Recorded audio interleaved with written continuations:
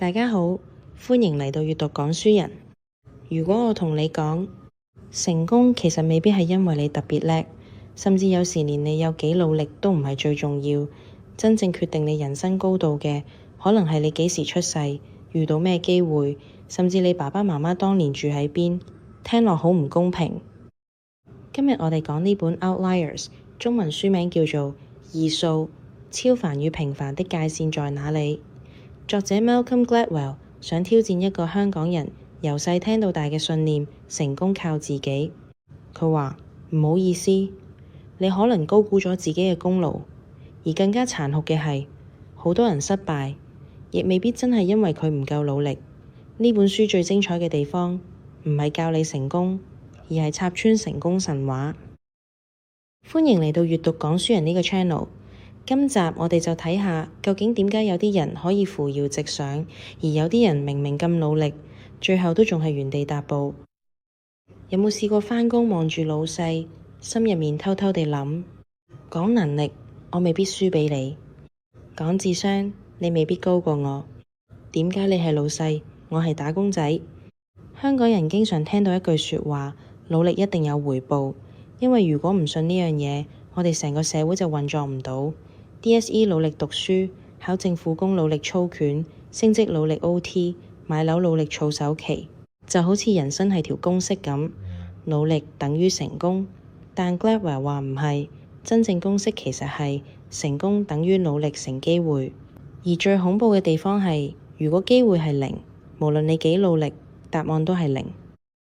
今日我哋唔講心靈雞湯，反而想同大家拆解4個香港人一定要明白嘅成功規則。因為當你睇清楚遊戲規則之後，你未必即刻贏，但至少唔會輸得不明不白。第一個概念，10000小時定律，好多人成日聽過，但其實大部分人都理解錯咗。坊間嘅版本係任何事情練10000個鐘就會成功，但作者想講嘅根本唔係咁。問題從來唔係你肯唔肯練，而係你有冇機會去練。書入面講 Bill Gates， 大家成日話佢天才，但好少人知道1968年其實一部電腦係極之貴。當時大部分學生連見都未見過一部電腦，但 Bill Gates 間學校已經有電腦中心。結果佢10幾歲已經日日寫程式，瘋狂練習。到大部分大學生第一次接觸電腦時，Bill Gates 已經累積咗幾千個鐘嘅經驗。同樣道理，Beatles 成名之前曾經喺德國漢堡長期駐唱，一晚唱8個鐘，一星期唱6、7日，幾年間累積咗超大量演出經驗。所以成功之前，其實佢哋已經偷偷練咗好耐。套用喺現實，你見到有啲同事升職升得快，你以為佢特別醒目，其實好多時只係佢比你更早接觸核心工作，有機會見客，有機會落場，有機會犯錯，有機會學習。而另一個同事日日埋頭苦幹，做 Excel 做到出神入化，10年後都仲係做緊 Excel， 因為佢嘅10000個鐘全部投資喺一個升值潛力低嘅技能身上。仲有一個更加貼地嘅例子，一個的士司機揸咗30年車，理論上係咪應該勁過 F1 車手？但現實唔係，因為重複唔等於精進。日日重複同一套動作30年，未必會令你進步。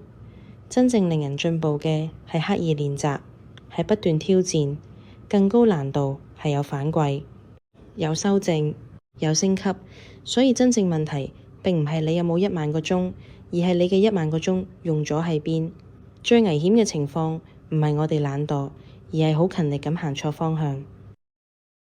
而講到人生早起步同遲起步嘅差別，作者仲提出另一個更加顛覆嘅觀察，就係第二個概念：出生年月嘅魔力。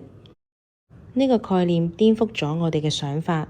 作者研究加拿大冰球員，發現頂尖球員入面1至3月出生嘅比例高到好離譜，唔係因為春天出世特別勁，而係個選拔制度。假設1月1號係分界線，1月出世嘅小朋友同12月出世嘅小朋友可能差接近1年。對成年人冇乜所謂，但對8歲細路哥嚟講，大1年可能已經高半個頭，大1年可能已經強壯好多。教練自然揀大隻嗰批，然後畀更多資源、更多訓練，更多比賽機會，結果強者越強，形成雪球效應。香港其實都有呢個情況，大家記唔記得大 B 細 B 同一年級嘅學生，有啲差成10個月，幼稚園已經開始鬥，小學開始鬥，面試開始鬥，有啲細路根本未發育完成，已經被標籤做學習慢、反應差、唔夠醒。但問題未必喺個細路身上，可能只係出世時間問題。再誇張少少講，有啲小朋友由 K1 開始已經贏緊，因為老師覺得佢成熟啲，家長覺得佢醒目啲，學校畀多啲機會佢，於是一路贏落去。最後大家以為佢特別有天分，其實有部分優勢，可能只係嚟自早出世幾個月。呢個發現最震撼嘅地方係，原來好多我哋以為嘅天分，其實只係早起步嘅優勢。人生好多時唔係最叻嗰個贏，而係最早攞到資源嗰個贏。聽落殘酷，但認清現實比自我欺騙更重要。而如果話出世月份會影響人生，咁下一樣嘢就更加誇張，因為連你出世嘅年代都有機會影響你成世人。第三個概念，機會嘅不平等，呢個係全本書我最鍾意嘅部分，因為佢直接插穿一句說話：人人機會均等。唔好意思，根本唔均等。作者研究一批超成功企業家，發現好多都集中喺同一年代出生，例如啲科技界巨頭，好多都係1950年代前後出生。點解？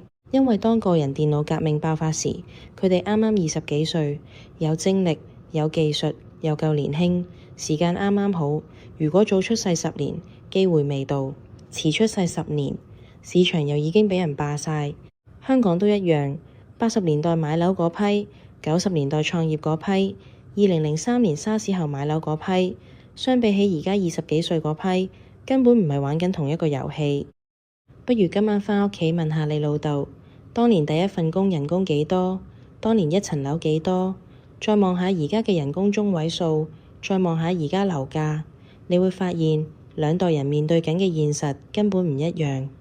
所以有時長輩同你講，我當年都係咁捱出嚟，佢未必錯嘅。但問題係佢捱嗰個年代同你捱嗰個年代根本唔係同一張地圖。有時你唔係輸畀能力，你係輸畀時代。而有時你贏，亦未必完全係自己本事，只係咁啱站咗喺風口上。呢個認知好重要，因為好多香港人鍾意自責，人工低怪自己，升唔到職怪自己，買唔到樓怪自己。但其實你要分清楚邊啲係能力問題，邊啲係環境問題。如果環境變咗，玩法就要跟住變。用上一代嘅成功方式去拆解下一代嘅問題，通常都會炒車。而講到環境點樣塑造人，作者最後仲提出一個好有趣嘅角度，就係文化本身都會影響你點樣睇呢個世界。第四個概念，文化傳承嘅隱形力量。作者講過一個著名案例，亞洲人數學普遍較好，原因唔一定係基因，而係文化。以前種水稻同種小麥唔同，水稻極度麻煩，要長時間管理、灌溉、照顧、堅持，偷少少懶都唔得。結果幾千年落嚟，形成一種文化價值，勤力、忍耐、長期投入。而家聽落係咪好似香港？香港人有個特徵就係趕返工、趕交數、趕 deadline、趕地鐵、趕人生。如果你去過部分歐美國家，你會發現有時佢哋重視生活多過效率。但香港啱啱相反，效率幾乎變成信仰。茶餐廳落單快，物流快，金融市場快，連食飯都快。呢種文化有壞處，就係容易 burn out，容易焦慮，容易覺得自己永遠追唔上。但同時都有優勢，就係執行力極強。好多外國朋友嚟香港都覺得好神奇，有啲嘢朝早諗到，下午做到，夜晚就可以推出市場。香港人速度真係快，但問題係，如果你只識勤力但唔識揀方向，咁就好似開住架法拉利衝落海咁，速度越快，死得越快。所以香港人最大課題唔再只係要努力啲，而係努力之前諗清楚自己究竟跑緊邊條賽道。講到呢度，你可能有兩個反應。第一個反應，哇，即係成功全部靠運。第二個反應，咁我咪輸硬。其實作者唔係想你認命，相反，佢係想你睇清楚，成功從來唔係個人英雄故事，而係人同環境共同創造出嚟。所以睇完呢本書之後，最重要唔係學點樣更加努力，而係開始留意自己而家企喺邊。不如你諗下，你而家每日花最多時間做緊嘅嘢，究竟係資產定係消耗品？5年後仲值唔值錢？跟住你再諗下，而家呢個時代有冇一啲新機會已經出現咗？只不過大部分人仲未察覺，就好似當年嘅互聯網、10年前嘅短片，又或者今日嘅 AI。再諗深一層，你身上有冇啲優勢係你自己一直當咗理所當然，但其實可能好有價值？識2、3種語言，某個專業知識，某個圈子嘅人物，甚至一個特別嘅興趣，都有可能成為突破口。因為真正成功嘅人，未必係最努力，而係最早發現自己優勢所在，再集中火力去 all in。香港人最鍾意講輸在起跑線上，但睇完呢本書，你會發現人生根本唔係100米賽跑，而係更似打一場麻雀。起手牌係重要，但識唔識做牌更加重要。如果你手牌一般，唔代表會輸，但你要知道自己食咩糊，而唔係同人亂碰亂降。